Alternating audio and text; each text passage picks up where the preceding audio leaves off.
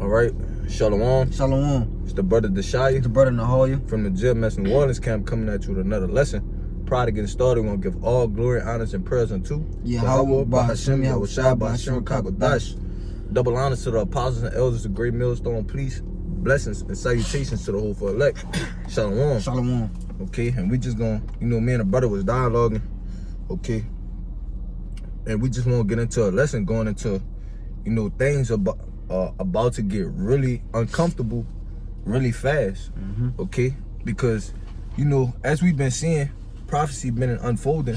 Okay, and even now, okay, you can see that the state of the people, okay, they're uneasy, okay, or slightly uncomfortable. Okay, but soon it's gonna be unbearable, man.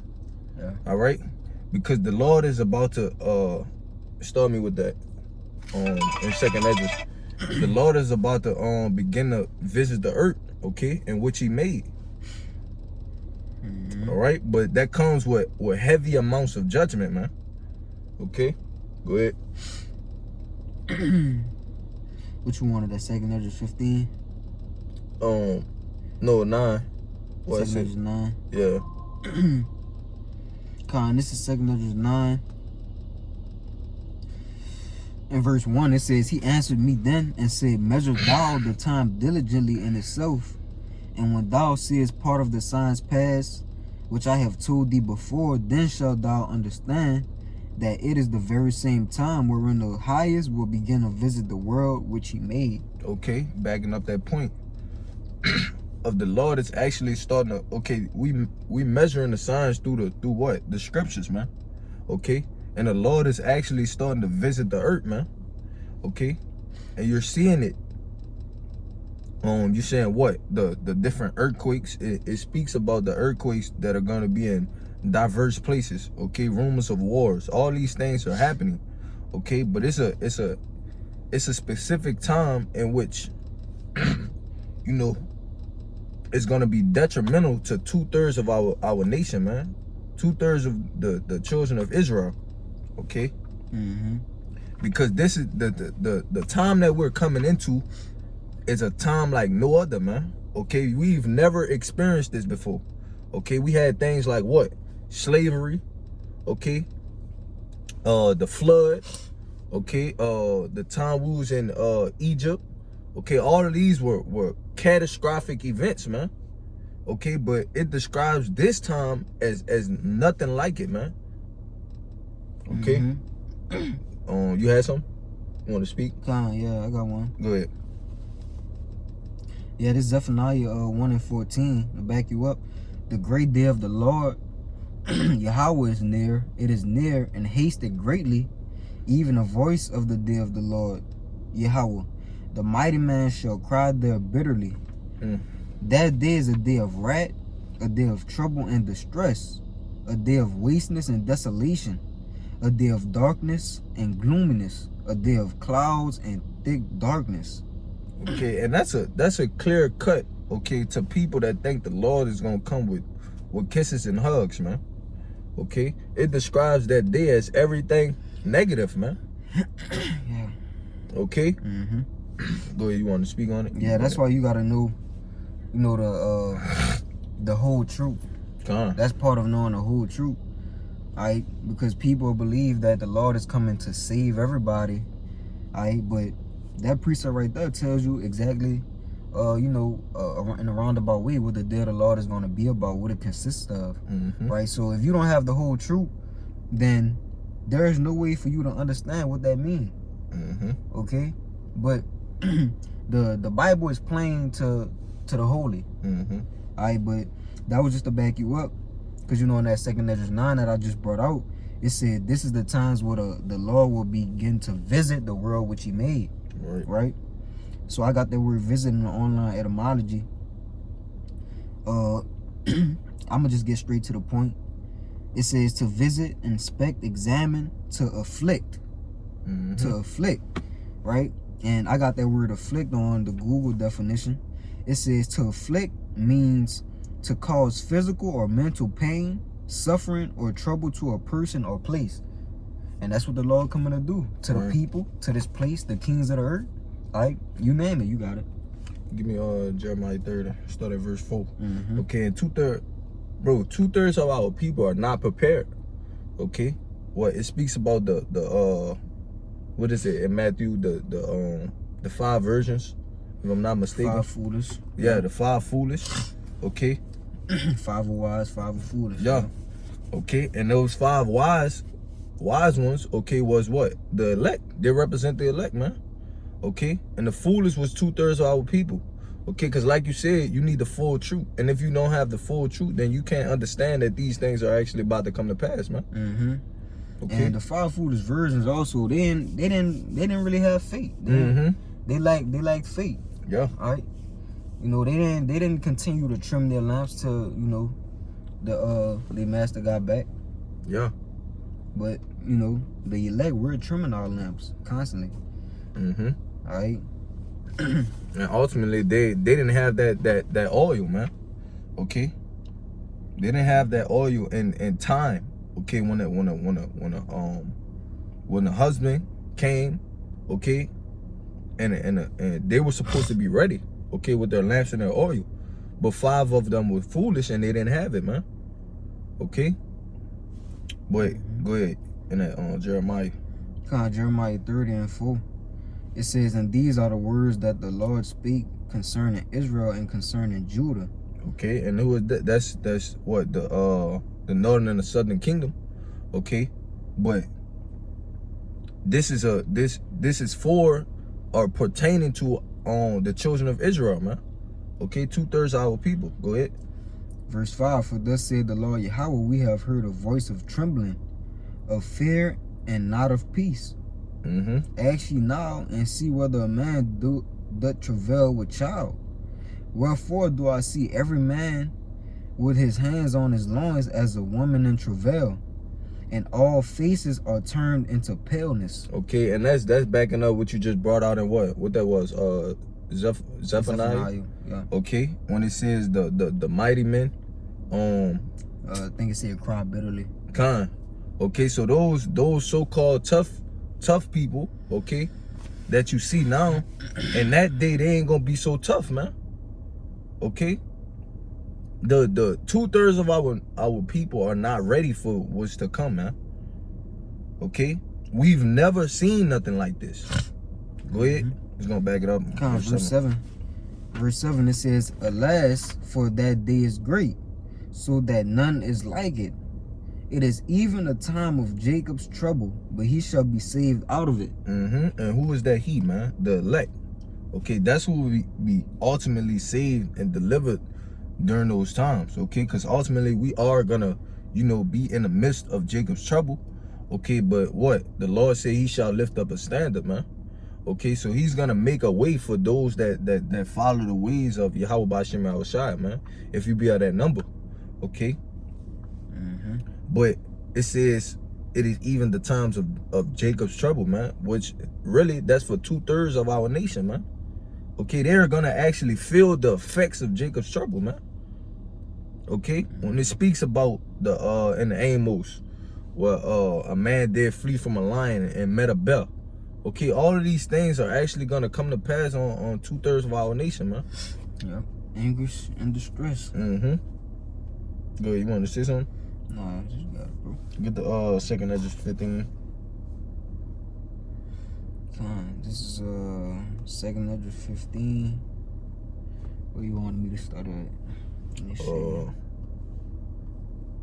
kind of jump around in there a little bit. Go to 5. 15 and 5. Yeah.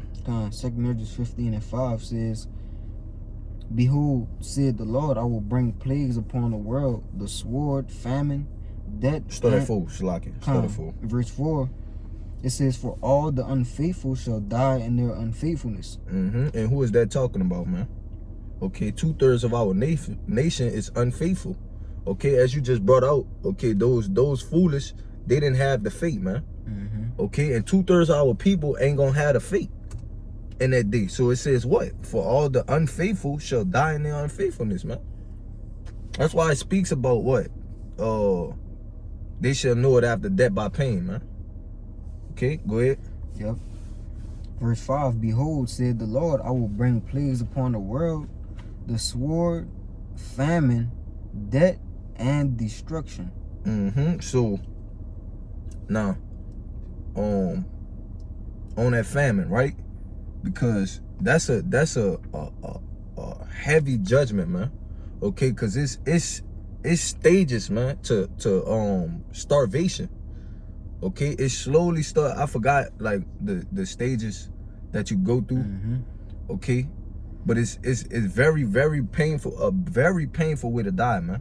Yep. Okay. Yeah, even the scriptures speak about how it's better for the to be put to death than to die of starvation, to die of hunger. Yeah, it's way more painful, right? But people are gonna be starving. People are gonna be, dying from starvation, eating their children, right? Eating things that they would have never ate if the circumstances was different. Yeah. That's how crazy the Lord is gonna have it. Like the scripture says, it's a time like never, a day like never before, right? Like never seen before, all right? It's more than it's gonna be a famine of the word. Yeah. That's not the only famine. It's gonna be a famine of food. Right. It's gonna be a famine of everything. Yeah. The Lord said what? I will send a famine, not of bread, okay, but of hearing the word, man. Right. Okay, and that's the beginning. Okay, once the prophets are put up, that's when you know it's all hell about to break loose, man. Okay, because the warning is gone. Once they stop warning, it's action after that. Get in that song for me. Well, it says it's time for the Lord to work. Yep. Okay, because the Lord is gonna cleave the prophet's tongue to the roof, man. Okay, and He's gonna cause us not to speak anymore, man, or not to warn our people no more, man. Yep. Okay, and you can't get it after that. That's it. Go ahead. Psalms 119:26. It is time for thee. 126. 119 and 126. It is time for thee, Lord, to work, for they have made void thy law. So it's gonna be time. In that day, man, it's time for the Lord to do it's action after that. He didn't talk enough, man. Okay, the warning has been going out for years upon years upon years, man. Okay, so it's gonna get to the point where the Lord don't want to talk about it no more, man. Yep. It was already a scary thing for the prophets to even come on the scene. Yeah. So even before they stopped talking, you are nearing the day of calamity, destruction. Right? So how much more when they stop talking? Because when they stop talking, that's when it's really about to go down. And how prophecy and how things are moving, we about to stop talking. It's YouTube, all these different platforms or whatever like that, is censoring us over time more and more and more and more and more. It's about to get to the time where we gotta stop talking. All right. So the day is upon us. All right. That day of affliction. All right. It's coming soon. The Lord is about to work. What you gotta do? You have something else? Yeah, just to back up that point of what you said. Okay, because it's already, like you said, a scary thing when the prophets, okay, step out on the scene, right? Because we had different accounts. Okay, for example, in the book of Samuel, if I'm not mistaken, right?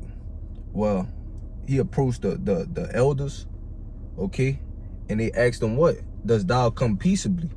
Okay, because they understand when the prophets when the prophets come out to prophesy, okay, it's always destruction after that. Okay, it's warning then destruction. Okay, so like the brother said, once the prophets came out again, that's when the light bulb should have clicked. Like, oh no, it's time. Like, we have to hearken. Okay, but 2/3 of our people are not gonna do so, man. Okay, ultimately because they're slated for destruction. Okay, what you had something else? Nah, that was it. That was all I had. All right, you can finish out in that second Edges 15, and then we can get out of here. Jump down to 14. Second Edges 15. You want me to read? You wanted me to read verse 14 and 15? Yeah. Second Edges 15 and 14. Woe to the world and them that dwell therein. And what is woe, man? Woe means destruction. Okay, go ahead. Verse 15, for the sword and the destruction draweth nigh, and one people shall stand up and fight against another, and swords in their hands. You can read 16 too. Verse 16, for there shall be sedition among men, and invading one another. They shall not regard their kings nor princes, and the course of their actions shall stand in their power. Okay, this is an example, okay, of how chaotic it's gonna be, man. Okay, when everything pops off. It says what? They shall not regard their king nor princess, man. Okay, this is why brothers always make the point of what? The police is gonna need the police, man. Okay? These people are not gonna be governed by laws, man. Okay? Yeah, ain't nobody gonna be trying to fight crime in that day. Yeah. Everybody gonna be, it's gonna be you or me in that day, man. That's it. Okay? That's why it speaks about what? Because iniquity should abound, the love of many shall wax cold, man. Okay? You're gonna have different family members, or your neighbors you might have been cool with. They're gonna what? Overtake you because for the need of bread, man. The lack of bread. Okay? Yep. Yeah, when you go into that too, I think that cold, you know, in that scripture. Wax cold. Go in this cycle. Cycle. Yep. So people gonna be losing their everlasting mind. Yeah. Whatever you think couldn't be done, whatever you never thought about, that's what people gonna be doing. Yeah, the worst of the worst. You spoke on it earlier, man. People don't really consider what? Something like cannibalism actually being a thing. Okay, people actually doing that, but that's gonna be a real thing, man. Okay, when nobody can get to food, okay, when the stores are empty, man, ramshack, okay, and nobody can get to their daily needs, man. Okay, we saw people wild out even for the past situation, the C19. Yeah, the C19, man.